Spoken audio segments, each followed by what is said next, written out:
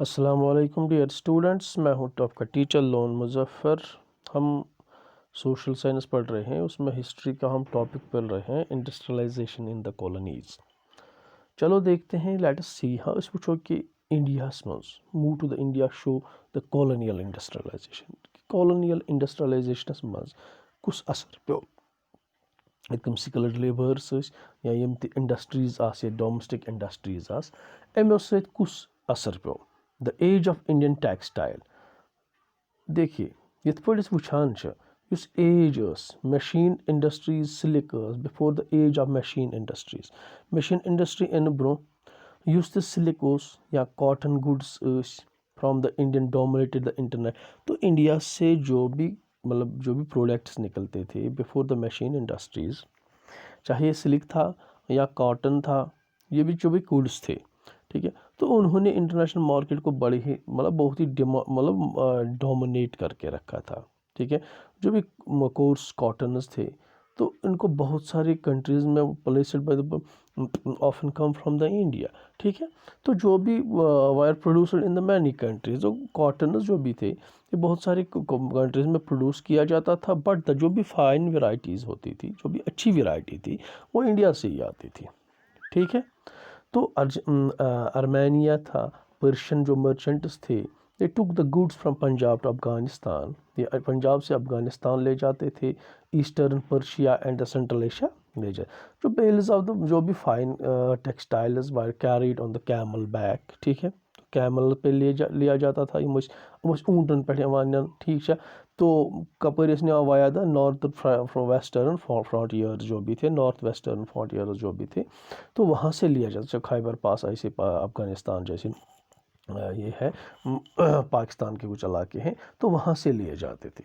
ठीक है ना, तो the mountain passes across the deserts. एक तो उसके बाद क्या, vibrant sea trade operated through the main pre colonial port. जो भी प्री कॉलोनियल पोर्ट्स थे वहाँ से सी ट्रेड होती थी। Surat on the Gujarat coast connected India to the Gulf and the Red Sea. जो भी सूरत पोर्ट था, सूरत में जो पोर्ट था, सूरत में जो पोर्ट जो इंडिया कनेक्ट करा कत से गल्फ कंट्रीज से अरबियन कंट्री, जो भी गल्फ कंट्रीज थी थ्रू रेड सी पोर्ट्स। ठीक है, मछलीपट्टनम जो भी था ऑन द कोरोमंडल कोस्ट। ठीक है, हुगली उस बंगालस में trade link south eastern Asian port के साथ थी।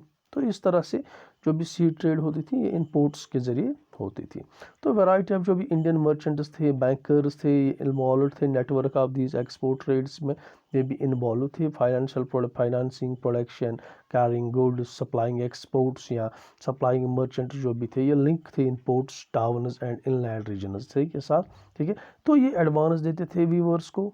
ठीक है, तो ये एडवांस देते थे वीवर्स को। Procured the woven cloths from the weaving village and carry to the supply to the ports. ठीक है, जो एडवांस देते थे वीवर्स को, वीवर्स फिर तैयार करते थे, मतलब उनके लिए कपड़े बनाते थे, खतर कपड़ बनावान विलेजों में, गाँवों में, पे सप्लाई करान पोर्टन पे। तो पोर्ट एट द पोर्ट जो बड़ी बड़ी शिप्स आसान, तो वहाँ पे बड़े बड़े शिप्स होते थे जो export the merchants had brokers. ठीक है, उनके अपने ब्रोकर्स वहाँ पे होते थे, उनके साथ फिर नेगोशिएट करते थे, उनके साथ सौदाबाजी होती थी और प्राइस पे जो प्राइस उनको अच्छा लगता था, मतलब उनको यथ पे बराबर दिया ऐसा तो वो उस पर बेच देते थे। ठीक है, वो उस पर अपने गुड्स को बेच देते थे। तो ऐसे होता था।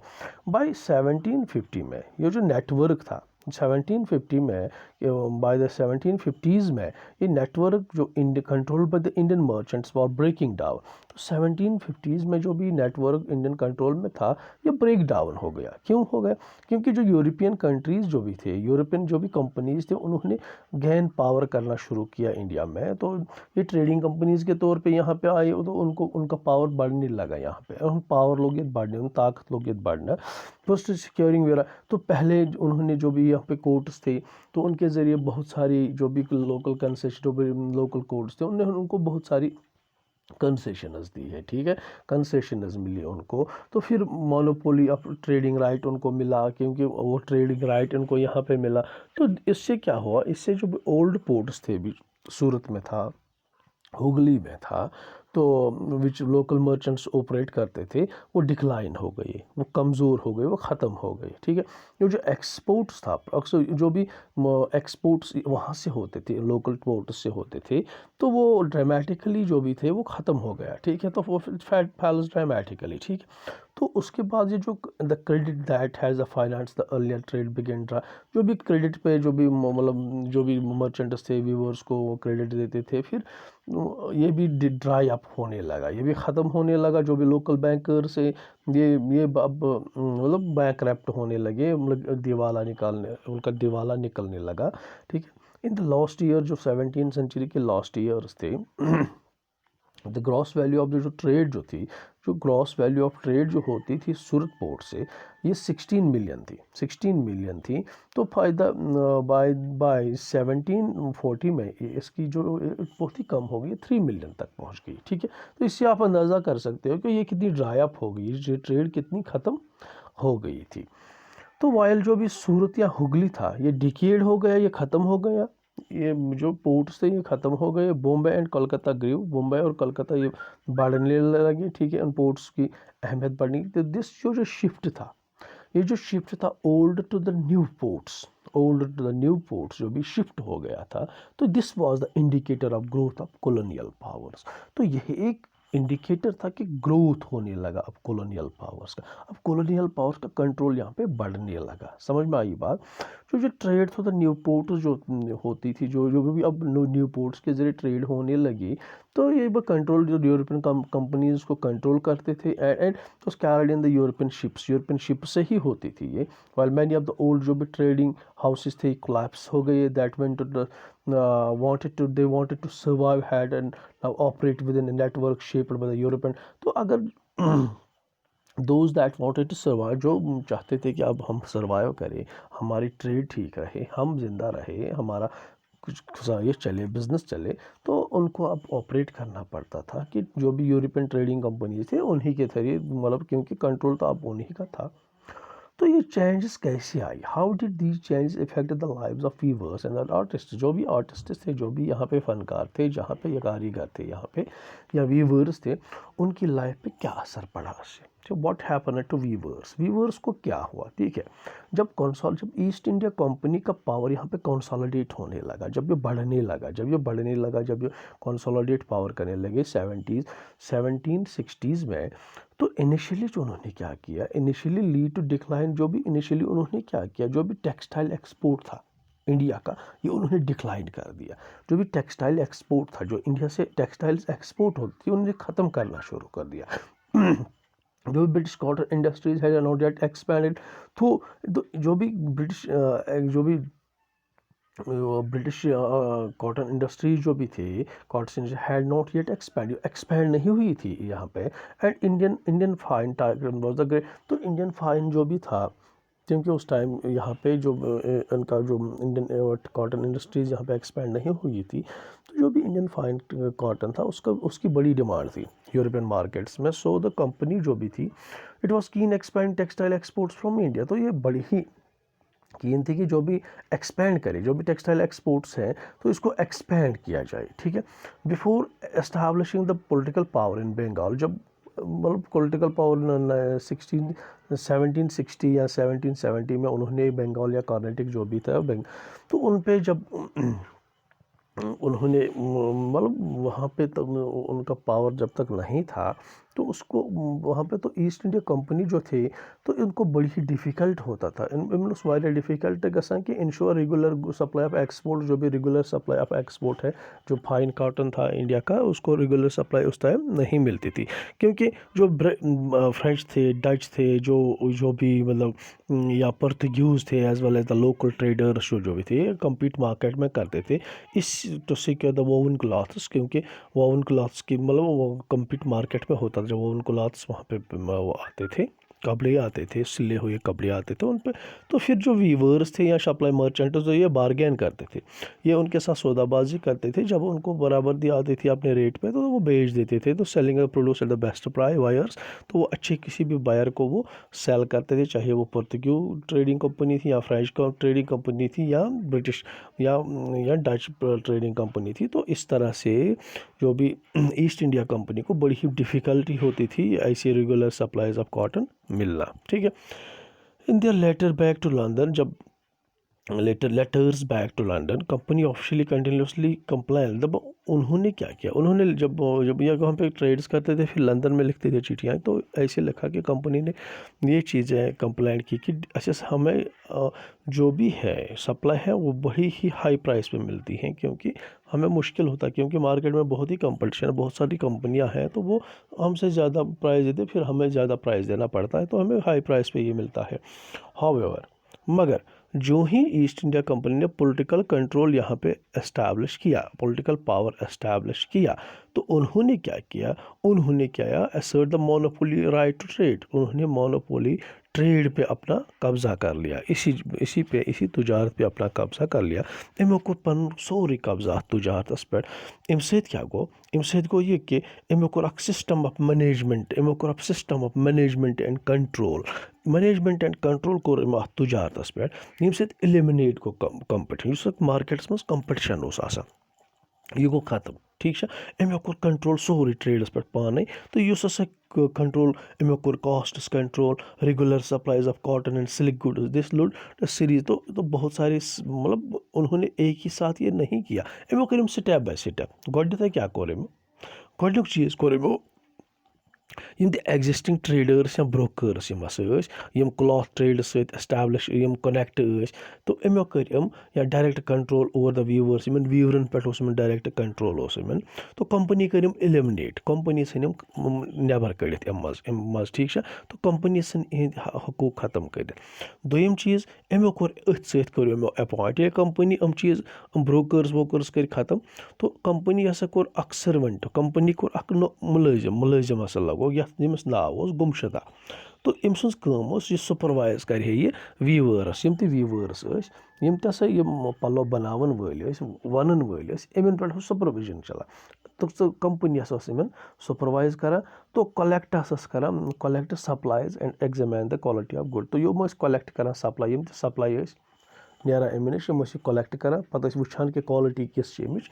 ठीक है। तम हिसाब रेट दिवान। दोम चीज़ अमो कोर प्रिवेंट, अमो हसा रक कि कंपनी यम हसा वीवर्स प्रिवेंटेड कंपनी वीवर्स, यम हसा कंपनी वीवर्स यम हसा हेकन डायरेक्ट तो बायर्स अमन सत हेकन डायरेक्ट सौदाबाजी कर कहीं। ठीक। बे क्या कोर यमो, one way of doing was through the system of advance, युस एडवांस इन मिलान यह क्या गो, once the order was placed the weavers were given नो, तो जुथी ऑर्डर दिवान इन दिन वीवर्स ऑर्डर दिवान दिन चे ईत्या पलो बनावन। ठीक है। ऐसा ईत्या पलो बनावन, अमस दिन अमस युथी ऑर्डर प्लेस कर अमस लोन दिन, अमस लोन दिन, सह कर सा परचेज क्या रॉ मटेरियल कर सा अमस लोन दिन कि प्रोडक्शन खतर रॉ मटेरियल कर सा मार्केट में यह ठीक खरीद हसा सा मोल। दोज हु टुक लोन, यम loans had to hand over the cloth to the, जब मतलब जो लोन्स लेते थे वो क्या करते थे, उनको हैंड ओवर करना पड़ता था अपने कपड़ों को इसी गुमशुदा को, इस ऑफिसर को, इसी मुलाजिम को। They could not directly they take any, तो किसी और ट्रेडर को ये नहीं दे सकते थे। फिर जो ये गुमशुदा उनको रेट देता था तो वही उनको लेनी पड़ती, क्योंकि उन्होंने लोन लिया होता था।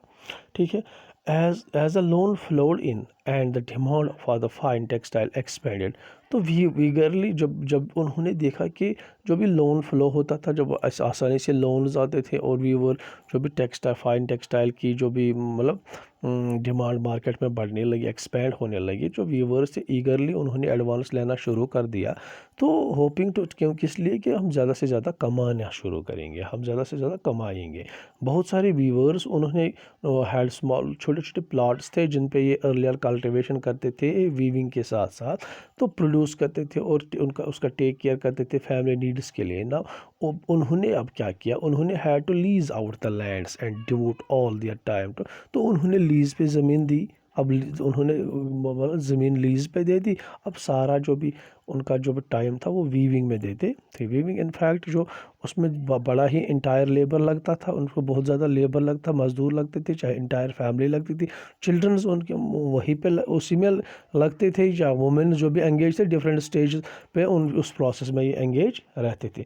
सून उसके बाद सून और मैंने बहुत सारे वीविंग विलेजेस में वहाँ पे रिपोर्ट्स आई कि क्लैशेस हुए, लड़ाई झगड़ा हुए बिटवीन द वीवर्स एंड गुमशता के दरमियान लड़ाई झगड़े हुए। क्योंकि अर्ली क्या होता था, पहले ऐसे होता था गोल्डन तो इत पे गसा कि अक्सर यह गसा कि यम ते मर्चेंट्स रोजान गामन मज गामन मज रोजान इन कॉन्ट्रैक्ट्स आसान with in the weaving villages मज रोजान इन कॉन्टैक्ट क्लोज रिलेशनशिप वीवर्न सम लुक आफ्टर कर नीड्स यम जरूरत आसान हेल्प कर क्राइसिंग टाइम आसान।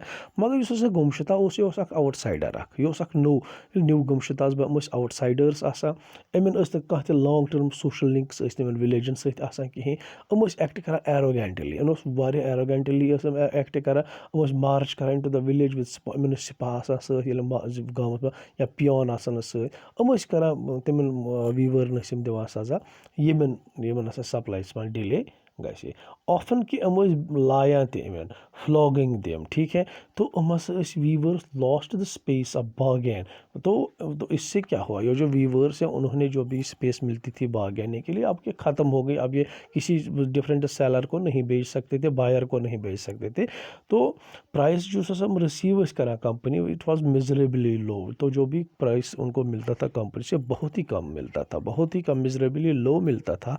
जो भी loans they had accepted tried them to the तो and the loans they had accepted tried tied them to the company. तो जो लोन एक्सेप्ट करते थे तो उससे उनको कंपनी के साथ बांधा जाता था, जो टाई हो जाते थे। तो बहुत सारी जगहों पे ये हुआ था, कर्नाटक या बंगाल वीवर्स उनने डेजर्ट कर दिए, उन्होंने अपने विलेजेस छोड़ दिए, फिर सेटअप किए अदर बाकी विलेज में जहाँ पे उनकी फैमिली रिलेशंस थी वहाँ पे बसने लगे। एल्सवेयर जो वीवर्स थे along with the village traders उन्हें रिवोल्ट करना शुरू कर opposing the company and it's officials. Company जो भी थी उनके ऑफिशियल्स को अपोज करने लगे। और टाइम मैंने जो बहुत सारे वीवर्स थे उन्हें रिफ्यूज़ किया कि हम अब लोन नहीं लेंगे, choosing down their workshops and taking agriculture to the agriculture labours, ठीक है। तो by end of the 19th century जो भी कॉपर वीवर्स उन्हें बहुत ही नए प्रॉब्लम्स का सामना करना पड़ रहा था। तो मैनचेस्टर कम्स टू इंडिया। तो मैनचेस्टर जो भी कपड़े थे, जो भी इंपोर्टेड कपड़े थे, अब ये इंडिया में आने तो उनसे क्या हुआ। इन 1972 हेनरी पाटालो एक कंपनी ऑफिशियल एक venture to the say that the demand for the Indian textile could never reduce. तो उसने ये कहा कि एक ऑफिशियल जो कंपनी का एक ऑफिशियल था उसने ये कहा कि इंडियन टेक्सटाइल की जो डिमांड है कभी कम नहीं हो सकती है। तो बाकी जो भी कंट्रीज़ हैं ये इतना सॉफ्ट क्वालिटी के ये टेक्सटाइल्स नहीं बनाते जितने इंडिया से आते हैं। Yet by the beginning of 19th century तो वहाँ पे हमने देखा कि beginning of long decline of textile, जो भी टेक्सटाइल एक्सपोर्ट है इंडिया का ये थोड़ा कम होने लगा। इन 1811 to 12 प्राइस जो good account 33% exports by 1850 it was. तो ये बहुत ही कम हुआ। तो जब हम एक्सपोर्ट की बात करेंगे तो 1812 में इसके 33% था, तो ये डिक्लाइन हो गया 1850 में ये 3% तक पहुंच गया। तो ये क्यों हुआ, व्हाट इसके इम्प्लीकेशंस क्या रहे। तो ये क्यों, जो कॉटन इंडस्ट्री थी ये इंग्लैंड में डेवलप हो गई, ठीक है। इंग्लैंड में गई कॉटन इंडस्ट्री डेवलप, ये industrial groups began worrying about import from the other countries. तो इंडस्ट्रियल ग्रुप्स थे तो उनको मतलब बहुत ही वॉरी हुई कि इम्पोर्ट कैसे करें अब अदर कंट्रीज से। दे प्रेशराइज द गवर्नमेंट, उन्होंने प्रेशराइज कर किया। तो ये वॉरी हो गई कि इम्पोर्ट जो बाहरी कंट्रियों से जो भी मतलब कपड़े आते हैं या जो कोई आता है, तो उन्होंने गवर्नमेंट को ये किया, आप एक काम कीजिए, आप ये कीजिए कि उस पर ये कॉटन टेक्सटाइल जो भी आते हैं उन पे इम्पोर्ट ड्यूटीज़ लगाइए। तो Manchester goods could sell in the Britain. तो मैनचेस्टर गुड्स जो भी हैं ये ब्रिटेन में हम बेच सकते हैं विदाउट फेसिंग, उसमें कोई कंपटीशन आउटसाइड से नहीं आएगा। एट द सेम टाइम जो भी इंडस्ट्रियलिस्ट जो भी थे proceeded the East India Company sell British manufacture. तो उसके बाद क्या हुआ, उसके बाद ये हुआ कि जो इंडस्ट्रियलिस्ट थे उन्होंने कहा कि अब जो भी ईस्ट इंडिया कंपनी को कहा कि आप जो भी ब्रिटिश मैन्युफैक्चर जो भी गुड्स हैं उनको कहाँ पे भेजिए, उनको इंडियन मार्केट में आप भेजिए, ठीक है। तो उनको इंडियन मार्केट में आप बेच सकते हैं, ठीक है। तो exports of the British cotton goods increase it, तो एक्सपोर्ट ब्रिटिश कॉटन गुड्स के एक्सपोर्ट ड्रामेटिकली इंक्रीज हो गया in early 19th century. At the end of the 18th century there had in virtually no import of cotton, तो end of the 18th century कोई import of cotton नहीं होता था price goods in the India. But 1850 में जो वो cotton price goods जो भी थे constituted 31% of the value of the Indian import, जो भी इंडियन इम्पोर्ट में आता है इसमें से 31% जो भी था ये कॉटन प्राइस गुड्स आते थे, ठीक है। तो and by the 1870 the figure wire 50%। तो कॉटन वीवर जो भी इंडिया में थे उनकी दो प्रॉब्लम है, वैसे two problems at the same time. उनको बेचारों को दो प्रॉब्लम्स का सामना करना पड़ा दो टाइम एक ही टाइम पे। क्या? देयर एक्सपोर्ट मार्केट्स कोलैप्स, जो भी वो एक्सपोर्ट करते थे बेचारे, तो अपना जो एक्सपोर्ट मार्केट जो भी था उनको वो कोलैप्स हो गया। उसके बाद क्या हो गया? उसके बाद जो उनका लोकल मार्केट वो श्रिंक हो गया। क्यों? बीइंग गिल्ट विद द मॉन्चर्स, क्योंकि मॉन्चर्स इंपोर्टर्स जो आए इसकी वजह से उनका जो मार्केट था वो ख़त्म हो गया। क्योंकि जो मशीनों से गुड्स बनते थे, जो मशीनों से सामान या कपड़े बनते थे वो बड़े सस्ते होते थे। इंपोर्टेड गुड्स जो भी थे बड़े चीप थे। वीवर्स जो थे तो इनके साथ कम्पीट नहीं कर सकते थे। मतलब 1850 reports from the most weaving region has narrated story. तो 1850 में बहुत सारी स्टोरी देखने को मिली, बहुत सारी स्टोरीज़ आई, बहुत सारी कहानी आई कि कैसे कि जो डिक्लाइन हो गया, डिक्लाइन कैसे हो गया, ये वीविंग रीजन्स कैसे ख़त्म हो गए। बाय द 1860 वीवर्स फेस्ड एक नई प्रॉब्लम में आई वीवर्स में कि दे could not gate sufficient supply of cotton of good. तो अब उनको ये नहीं मिला। क्यों? तो वीवर्स को ये फेस प्रॉब्लम हो गई कि सफिशेंट कॉटन नहीं मिलने लगा। क्यों? व्हेन द अमेरिकन, जब अमेरिका में सिविल वार हो गया, जो जी कॉटन सप्लाईज फ्रॉम द जो यूएस से आता था उन्होंने कट किया। जब ब्रिटिश और इनका जो अमेरिका सिविल वार चल रहा था तो जो यहाँ से कॉटन आती थी सप्लाई, तो उन्होंने उसको कट किया। वो कट ऑफ जब हो गया तो ब्रिटेन जो है वो इंडिया की तरफ ऑटोमेटिक, उनकी कॉलोनी इंडिया में भी थी तो अब इंडिया की तरफ टर्न होने लगा। As a raw cotton export जो भी इंडियन से, तो अभी इंक्रीज़ होने लगा। Price of raw cotton short up, ठीक है। Weavers in India wise stock, तो वीवर्स को अब ये नहीं मिलने लगे, अब ये ब्रिटिश भेजने लगे, ठीक है। तो इससे क्या हुआ? जो भी बेचारे इंडियन वीवर्स थे अब ये बेचारे फाका कशी के पुरसी के शिकार हो गए। तो force to buy raw cotton at the ex, तो उनको अब फोर्स किया जाता था कि अब आप रॉ कॉटन जो है वो बड़ी प्राइस पे लिया जाए, तो बहुत ही ज़्यादा दामों में मिलता था उनको। तो इस सिचुएशन में ये पे नहीं कर पाते थे, ठीक है। By the end of 19th century जो वीवर्स जो भी other craft people faced yet another problem. उसके बाद उनको एक और प्रॉब्लम्स का सामना करना पड़ा। Factories in India began to production, तो उसके बाद फैक्ट्रीज ने प्रोडक्शन शुरू कर दी। तो flooding the market with the machine, तो जब फैक्ट्रीज में प्रोडक्शन शुरू हो गई तो उससे क्या हुआ? मार्केट जो तो फ्लडेड मार्केट में जो मशीन गुड्स से मार्केट्स भरने लगे तो वह सस्ते दामों में मिलती। तो इस सूरत में जब सस्ते दामों में कोई चीज़ मिलता है हमें, तो हम वही खरीदेंगे, आम लोग वही खरीदेंगे। और महंगे दामों में वीवर्स का जो भी है तो उसमें बहुत ही लेबर लगता था और हैंडक्राफ्ट जो होती थी वो बड़ी महंगे दामों में होता था। तो ये जो, तो इस सूरत में वीवर्स का जो भी सर्वाइवल था वो बहुत ही मुश्किल था। तो ये था हमारा आज का टॉपिक कि क्या असर पड़ा वीवर्स या बाकी जो भी क्राफ्ट मैनर्स थे, इंडस्ट्रियलाइजेशन से क्या असर पड़ा। और ईस्ट मोनोपोली ऑफ ट्रेड जो ईस्ट इंडिया कंपनी ने अपने हाथ में सारा कंट्रोल लिया, तो इससे बहुत ही मुश्किलात का सामना करना पड़ा। होप कि ये चीज़ आपको पसंद आई होगी। तो हमारी वीडियो को ज़रूर लाइक कीजिए, शेयर कीजिए। तो तब तक कि जब तक हम नेक्स्ट वीडियो लेके आएँ, तब तक के लिए have a good day. Thank you.